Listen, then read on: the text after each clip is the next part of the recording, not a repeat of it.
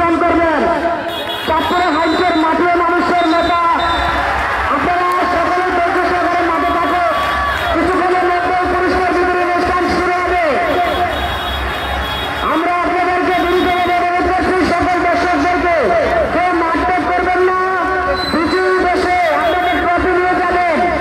আমাদের আজকে পুরস্কার বিতরণ অনুষ্ঠান